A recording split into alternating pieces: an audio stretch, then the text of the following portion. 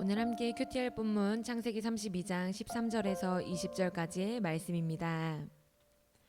야곱이 거기서 밤을 지내고 그 소유 중에서 형 에서를 위하여 예물을 택하니 암 염소가 200이요 숫 염소가 20이요 암양이 200이요 순양이 20이요 젖나는 낙타 30과 그 새끼요 암소가 40이요 황소가 10이요 암나귀가 20이요 그 새끼 나귀가 10이라. 그것을 각각 때로 나누어 종들의 손에 맡기고 그의 종에게 이르되 나보다 앞서 건너가서 각 때로 거리를 두게 하라 하고, 그가 또 앞선 자에게 명령하여 이르되 내 형 에서가 너를 만나 묻기를 내가 누구의 사람이며 어디로 가느냐, 내 앞의 것은 누구의 것이냐 하거든. 대답하기를 주의 종 야곱의 것이요 자기 주 에서에게로 보내는 예물이오며 야곱도 우리 뒤에 있나이다 하라 하고, 그 둘째와 셋째와 각 때를 따라가는 자에게 명령하여 이르되 너희도 에서를 만나거든 곧 이같이 그에게 말하고, 또 너희는 말하기를 주의 종 야곱이 우리 뒤에 있다 하라 하니, 이는 야곱이 말하기를 내가 내 앞에 보내는 예물로 형의 감정을 푼 후에 대면하면 형이 혹시 나를 받아주리라 함이었더라. 아멘. 우리는 어제 본문을 통해서 형 에서에 대한 두려움 때문에 하나님께 간절히 기도하는 야곱의 모습을 살펴보았습니다. 그는 하나님의 신실하신 성품과 하나님께서 주신 언약에 근거하여 하나님께 도움을 호소했습니다. 그렇게 하나님께 기도하여 문제를 맡긴 야곱은 오늘 본문에서 이제 자신이 할 수 있는 최선의 방도를 생각해냅니다. 그것은 자신을 향해 분노하고 있을 형에게 선물을 주고 그의 기분을 좋게 만들어 자신을 용서하게 만드는 전략이었습니다. 그것을 위해서 야곱은 여러 가축들 중에서 에서에게 줄 가축 550마리를 선별했습니다. 13절 말씀입니다. 야곱이 거기서 밤을 지내고 그 소유 중에서 형 에서를 위하여 예물을 택하니. 야곱은 염소, 양, 낙타, 황소, 나귀 이렇게 여러 종류의 가축 550마리를 택했습니다. 그러나 이것을 그냥 에서에게 한 번에 주는 것이 아니라 야곱은 에서의 분노를 느그러뜨릴 수 있도록 치밀하게 전략을 세워 이것을 주려고 계획했습니다. 16절 말씀입니다. 그것을 각각 때로 나누어 종들의 손에 맡기고 그의 종에게 이르되 나보다 앞서 건너가서 각 때로 거리를 두게 하라 하고. 야곱은 에서에게 줄 선물로 가축들을 여러 때로 나누었습니다. 그리고 종들에게 그 가축의 때를 각각 시간의 간격을 두고 순차적으로 데리고 가도록 명령했습니다. 예를 들어서 암연소 때를 데리고 한 그룹의 종들이 먼저 출발하면 잠시 후에 시간을 두고 숫 염소 때를 데리고 다른 그룹의 종들이 거리를 두고 또 출발하는 겁니다. 그리고 그 후에 또 시간을 두고 암양 때를 데리고 또 다른 종들이 앞서간 자들과 거리를 두어 출발하게 하는 것이죠. 이렇게 모든 가축의 때를 나누어 순차적으로 에서에게 가게, 에서에게 주게 만든 것입니다.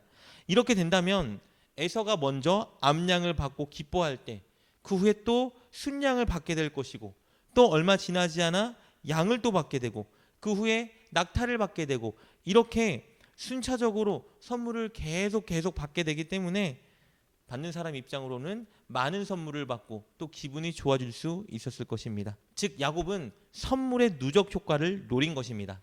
야곱은 이렇게 에서에게 선물을 전략적으로 보냄으로써 에서의 기분을 좋게 만들려고 계획하고 있었던 겁니다. 이뿐 아닙니다. 야곱은 종들을 보내면서 각 무리의 인도자들에게 형 에서가 제기할 가능성이 있는 큰 질문을 예상하고 그에 대한 답변까지 가르쳐 주었습니다. 이 불안에 떠는 야곱이 이렇게 모든 사소한 부분까지 챙기며 전략을 세운 겁니다. 우리 17절 18절 말씀입니다. 그가 또 앞선 자에게 명령하여 이르되 내 형 에서가 너를 만나 묻기를 내가 누구의 사람이며 어디로 가느냐, 내 앞의 것은 누구의 것이냐 하거든. 대답하기를 주의 종 야곱의 것이요 자기 주 에서에게로 보내는 예물이오며 야곱도 우리 뒤에 있나이다 하라 하고. 야곱은 종들이 전할 멘트를 이렇게 지시했습니다. 이 재물들은 당신의 종 야곱의 것이며 자기 주인이신 에서 당신께 보내는 예물입니다. 이렇게 멘트를 알려준 거예요. 야곱은 이렇게 자신을 에서의 종으로 낮추고 에서는 자신의 주로 높게 하여서 에서를 추켜 세워주려고 노력한 겁니다. 그렇게 하여 에서의 분노가 사그라지도록 할 계획을 가지고 있었던 것이죠. 그렇다면 야곱은 왜 이렇게까지 노력해야 했을까요? 먼저는 당연히 죽음에 대한 두려움 때문이겠죠. 에서가 20년 전 야곱이 행한 잘못에 대한 대가로 야곱을 해치진 않을까 두려웠기 때문에 이렇게 에서의 기분을 풀기 위해 노력을 하고 있는 겁니다. 그리고 한 가지 이유가 더 있습니다. 그것은 에서에게 용서를 구하고 지난날 자신의 죄로 인해 맺어진 모든 매듭을 풀고자 하는 의도를 가지고 있었기 때문입니다. 20절 말씀입니다. 또 너희는 말하기를 주의 종 야곱이 우리 뒤에 있다 하라 하니 이는 야곱이 말하기를 내가 내 앞에 보내는 예물로 형의 감정을 푼 후에 대면하여 형이 혹시 나를 받아주리라 함이었더라. 야곱은 형이 자신을 용서하고 받아주지 않을까 기대하고 있었습니다. 그리하여 엉키고 설킨 그들의 관계를 화평하게 풀고 싶은 마음이 있었던 겁니다. 20년 전 야곱은 분명히 잘못했습니다. 아버지를 속이고 형의 것을 빼앗아 갔습니다. 하나님은 그런 야곱을 지켜주셨고 인도하셨고 또 연단하셨지만 야곱은 형과의 문제를 아직 풀지는 못했습니다. 하나님은 야곱이 형과의 이 문제를 풀기 원하셨습니다. 하나님께 기도했으니 하나님께서 알아서 풀어주시겠지 하는 태도는 올바른 태도가 아닙니다. 하나님께 회개하고 맡기고 기도했다면 내 편에서도 내가 잘못한 상대방에게 용기를 내어 다가가야 합니다.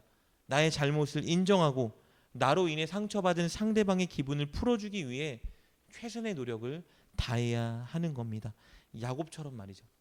결과가 어찌 될지 알 수는 없지만 우리가 누군가에게 잘못했다면 우리는 최선을 다해 용서를 구하고 그것을 보상하기 위해 애써야 합니다. 그것이 하나님께서 진정 그리스도인들에게 바라는 모습이기 때문입니다.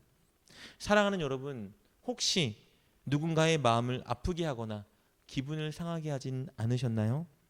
부부간에, 부모와 자식간에, 형제 자매간에 혹시 이런 일이 있지는 않습니까? 그렇다면 용기를 내어 먼저 사과하시고 상대방의 기분을 풀어주기 위해 최선의 노력을 다하십시오. 그리고 혹시 여러분 중에 누군가와 아직 풀리지 않은 매듭을 가지고 계시진 않은가요? 그렇다면 오늘 이 말씀을 묵상하시고 꼭 붙잡으시고 용기 내어 다가가 보십시오. 하나님께서 그 일을 원하십니다. 꼭 그렇게 하여 여러분 인생에 다른 사람과 불편한 매듭을 모두 풀고 기쁘게 승리하는 여러분 되시길 주님의 이름으로 축복합니다. 기도하겠습니다. 하나님, 혹시 우리가 누군가에게 죄를 짓거나 누군가의 마음과 기분을 상하게 했다면 그것을 생각나게 하여 주옵소서. 그리고 용서를 구할 수 있는 용기를 주옵소서. 관계에 풀리지 않은 매듭이 있다면 우리가 기도하고 사죄할 때 그 모든 매듭이 풀려지게 하여 주옵소서. 예수님의 이름으로 기도드립니다. 아멘. 오늘 말씀을 통해 깨닫고 결단한 것은 무엇입니까? 그것을 붙들고 하나님께 기도합시다. 그리고 그렇게 실천하며 하루를 살아가는 여러분 되시길 주님의 이름으로 축복합니다.